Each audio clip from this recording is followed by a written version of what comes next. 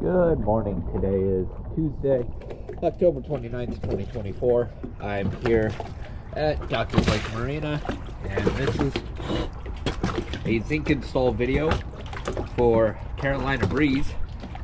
We installed a diver plate, and we're going to go ahead and check the shafts to see how many shaft zincs are needed.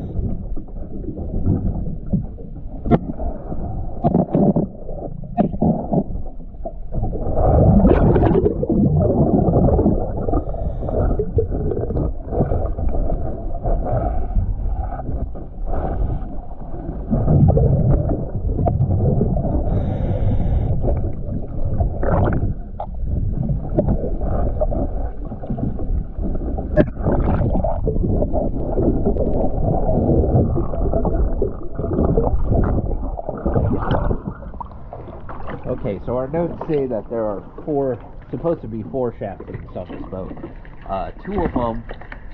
There's two of them here, and they both are worn, so we are going to need 4 shaft zincs.